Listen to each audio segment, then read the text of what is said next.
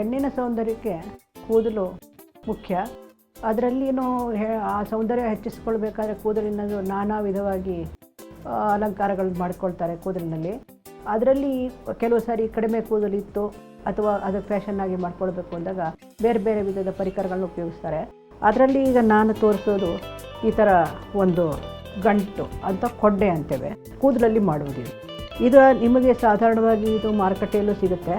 ಆದರೆ ಕೆಲವರು ಇದನ್ನು ನೀವು ಸ್ವಂತ ನಿಮ್ಮ ಬಳಕೆಗೆ ನೀವು ಮನೆಯಲ್ಲೇ ಮಾಡಿಕೊಳ್ಳುವಂಥ ಒಂದು ವಿಧವನ್ನು ನಾನು ತೋರಿಸ್ತೀನಿ. ಮತ್ತು ಅದನ್ನು ಹೇಗೆ ನೀವು ಅಲಂಕೃತವಾಗಿ ಉಪಯೋಗಿಸ್ಕೊಳ್ಬೇಕು ಅನ್ನೋದ್ರ ಬಗ್ಗೆ ನಾನು ನಿಮಗೆ ಮಾಹಿತಿ ಕೊಡ್ತೇನೆ. ಇದು ನೀವು ಪ್ರತಿನಿತ್ಯ ತಲೆ ಕೂದಲನ್ನು ಬಾಚಿಕೊಂಡಾಗ ಇದನ್ನು ಬಿಸಾಡುವ ಕೂದಲು ನೀವು ಒಂದು ಸ್ವಲ್ಪನೇ ಬರುತ್ತೆ. ಇದನ್ನು ನೀವು ಒಂದು ಕವರಲ್ಲಿ ಹಾಕಿ ಶೇಖರಿಸಿಟ್ಕೊಳ್ಬೋದು. ಇಷ್ಟು ಮಟ್ಟಿಗೆ ನೀವು ಶೇಖರಣೆ ಆದಮೇಲೆ ಇದರಲ್ಲಿ ನೀವು ಕೊಂಡೆ ಮಾಡೋದು ಹೇಗೆ ಅಂತ ನಾನು ಹೇಳ್ಕೊಡ್ತೀನಿ.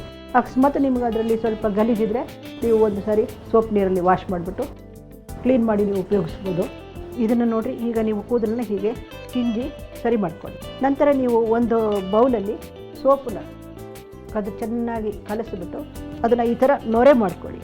ಹೀಗೆ ನೊರೆಯಷ್ಟನ್ನು ಮಾತ್ರ ಹೀಗೆ ನೀವು ಇದರ ಮೇಲೆ ಹಚ್ತಾ ಬನ್ನಿ. ಬರೀ ನೊರೆ ಅಷ್ಟೇ ಇರಬೇಕು. ಆಗ ನಿಮಗೆ ಇದನ್ನು ಈಗ ಹಚ್ತಾ ಒಂದು ಶೇಪ್ ತರ್ಬೋದು ನೀವು ಇದನ್ನು ಕ್ಲೀನಾಗಿ.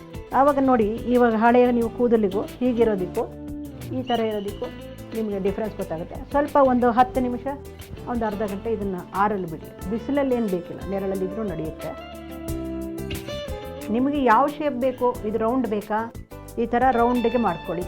ಅಥವಾ ನೀವು ಹೀಗೆ ಉದ್ದ ಬೇಕಾ, ಹೀಗೆ ಈ ಥರ ಬೇಕಾದರೂ ನೀವು ಹೇಗೆ ಬೇಕಾದರೂ ಅದನ್ನು ಒಂದು ಶೇಪಿಗೆ ತೊಗೊಂಡು ಬನ್ನಿ.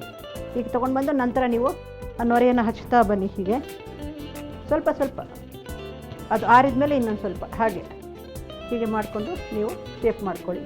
ನೋಡಿ, ಈ ಥರ ರೆಡಿ ಆದಮೇಲೆ ಸ್ವಲ್ಪ ನೊರೆಯೆಲ್ಲ ಆರ್ಕೊಳುತ್ತೆ. ಆವಾಗ ಇದು ನಿಮಗೆ ಯಾವ ಆಕಾರದಲ್ಲಿ ಬೇಕೋ ಆ ಒಂದು ಆಕಾರದಲ್ಲಿ ಇದನ್ನು ನೀವು ಸಿದ್ಧಪಡಿಸ್ಕೊಳ್ಬೋದು. ನಂತರ ನೀವು ಇದಕ್ಕೆ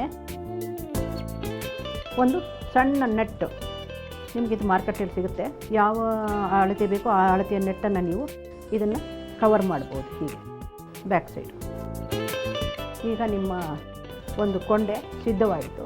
ಇದರಲ್ಲಿ ನಿಮಗೆ ಏನಂದರೆ ಮಾರುಕಟ್ಟೆಯಲ್ಲಿ ಸಿಗೋದು ತುಂಬ ಹಾರ್ಡ್ ಇರುತ್ತೆ, ಪಿನ್ನು ಚುಚ್ಕೊಳ್ಳೋದಕ್ಕೆ ಬರೋದಿಲ್ಲ ಇದರಲ್ಲಿ. ಈಗ ನೋಡಿ, ಇದರಲ್ಲಿ ನಾನು ಈ ಯು ಪಿನ್ಗಳಿದೆ ನೋಡಿ, ಆರಾಮಾಗಿ ಅದನ್ನು ಹಾಕ್ಕೊಂಡು ಅಲಂಕಾರ ಮಾಡ್ಕೊಳ್ಬೋದು. ಇದನ್ನು ಯಾವಾಗ ಹೇಗೆ ಹಾಕಬೇಕು ಅನ್ನೋದನ್ನು ನಾನು ನಿಮಗೆ ಈಗ ತೋರಿಸ್ಕೊಡ್ತೇನೆ.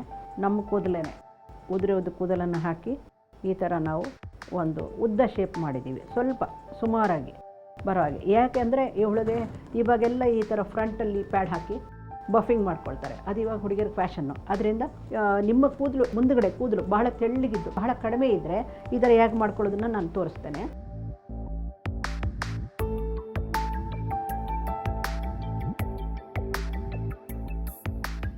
ಬಹಳ ಕಮ್ಮಿ ಇದ್ರೂ ಕೂಡ ನೀವು ಇದನ್ನು ಮಾಡ್ಕೊಳ್ಬೋದು. ಹೀಗೆ ನೀವು ಇದನ್ನು ಎಷ್ಟು ಈಗ ಪ್ರೆಸ್ ಮಾಡಿದ್ರೆ ಕಡಿಮೆ ಆಗ್ತದೆ. ಇಲ್ಲ ನೀವು ಬಫಿ ಬೇಕು ಅಂದರೆ ಈ ಥರ ದೊಡ್ಡದು ಮಾಡ್ಕೊಳ್ಬೋದು. ಈ ಥರ ಪ್ರೆಸ್ ಮಾಡಿ ನಂತರ ನೀವು ಇದನ್ನು ಪಿನ್ ಹಾಕ್ಬೋದು ಅಥವಾ ಈ ಥರ ಕ್ಲಿಪ್ ಹಾಕ್ಬೋದು. ಬೇಕಾದ ರೀತಿಯಲ್ಲಿ ನೀವು ನಿಮ್ಮ ಕೂದಲನ್ನು ಅಲಂಕಾರ ಮಾಡ್ಬೋದು. ಈಗ ನೀವು ಇಲ್ಲಿ ಮುಂದೆಗಡೆ ಈ ಫ್ರಂಟ್ ಹೇರಲ್ಲಿ ಕಮ್ಮಿ ಹೇರ್ ಇದ್ರೂ ಕೂದಲಿದ್ರೂ ಕೂಡ ನೀವು ಇದನ್ನು ಒಳಗಡೆ ಒಂದು ಪ್ಯಾಡ್ ಹಾಕಿ ಈ ಥರ ಸ್ಟೈಲಲ್ಲಿ ನೀವು ಮಾಡ್ಕೊಳ್ಬೋದು. ಟೀನೇಜ್ ಹುಡುಗಿಯರಲ್ಲಿ ಇದನ್ನು ಲೇಟೆಸ್ಟು ಹೇರ್ ಸ್ಟೈಲ್ ಟ್ರೆಂಡ್ ಇದೆ.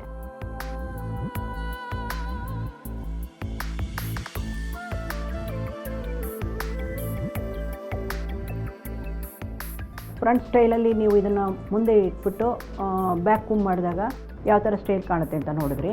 ಈಗ ಇದನ್ನು ಬ್ಯಾಕ್ನಲ್ಲಿ ಅಂದರೆ ಹಿಂಭಾಗ, ತಲೆಯ ಹಿಂಭಾಗದಲ್ಲಿ, ಅಂದರೆ ಈಗ ಸ್ವಲ್ಪ 30-35 ಆಗಿರೋರು ಅಥವಾ 25 ಮೇಲ್ ಆಗಿರೋರು ಕೂಡ ಇದನ್ನು ಮಾಡ್ಕೊಳ್ಬೋದು.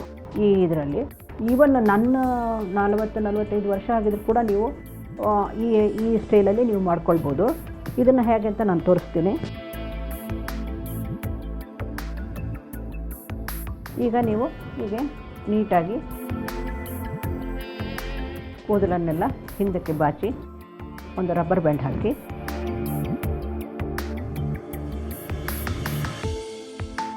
ಹೀಗೆ ಸ್ವಲ್ಪ ಬಿಗಿಯಾಗಿ ರಬ್ಬರ್ ಬ್ಯಾಂಡ್ ಹಾಕಿ, ಅಥವಾ ಸ್ವಲ್ಪ ಅಳಕವಾಗಿದ್ದರೂ ನಡೆಯುತ್ತೆ. ನಂತರ ನೀವು ಈ ಪ್ಯಾಡನ್ನು ಈ ಥರ ಒಂದು ಏನು ಹೇರ್ ಬ್ಯಾಂಡ್ ಹಾಕಿರ್ತೀರ ಅದರ ಮೇಲೆ ಇಟ್ಬಿಟ್ಟು ಪಿನ್ ಮಾಡ್ಕೊಳ್ಳಿ. ಅದನ್ನು ನೀವು ಪಿನ್ ಮಾಡೋವಾಗ ಇದು ಉದ್ದ ಬೇಕಾದರೆ ಉದ್ದ ಶೇಪಲ್ಲಿ ಪಿನ್ ಮಾಡಿ, ರೌಂಡ್ ಬೇಕಂದರೆ ರೌಂಡ್ ಶೇಪಲ್ಲಿ ಪಿನ್ ಮಾಡಿ. ನಾನು ಇದನ್ನು ಸ್ವಲ್ಪ ಉದ್ದ ಶೇಪ್ನಲ್ಲಿ ಪಿನ್ ಮಾಡ್ತೇನೆ. ಹೀಗೆ ನೀವು ಇದನ್ನು ಬಿಗಿಯಾಗಿ ಕೂಡುವಂತೆ ನಿಮ್ಮ ಕೂದಲು ಸೇರಿಸಿ ಅದನ್ನು ಪಿನ್ ಮಾಡ್ಕೊಳ್ಳಿ. ನಂತರ ಉಳಿದಿರೋ ಕೂದಲನ್ನು ನೀವು 3 ಭಾಗ ಮಾಡ್ಕೊಳ್ಳಿ. ಮಧ್ಯದಲ್ಲಿ ಭಾಗ ಸ್ವಲ್ಪ ಜಾಸ್ತಿ ಇರಲಿ, ಆ ಕಡೆ ಈ ಕಡೆದು ಸ್ವಲ್ಪ ಕಡಿಮೆ ಇದ್ರೂ ಪರವಾಗಿಲ್ಲ. ಮಧ್ಯ ಭಾಗವನ್ನು ನೀವು ಹೀಗೆ ಸೆಂಟ್ರ್ ಮಧ್ಯಕ್ಕೆ ಸರಿಯಾಗಿ ಎತ್ತಿ ಮೇಲೆ ಕಟ್ಟಿ ಪಿನ್ ಮಾಡಿ.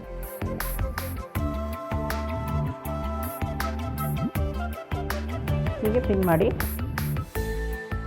ಉಳಿದ ಭಾಗವನ್ನು ಹೀಗೆ ಒಳಗಡೆ ಫೋಲ್ಡ್ ಮಾಡ್ಕೊಳ್ಳಿ.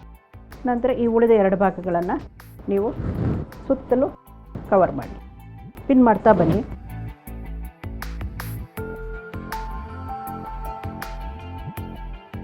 ಮತ್ತೊಂದು ಭಾಗವನ್ನು ಅದರ ವಿರುದ್ಧ ದಿಕ್ಕಿನಲ್ಲಿ ಹೀಗೆ ಪಿನ್ ಮಾಡ್ತಾ ಹೋಗಿ.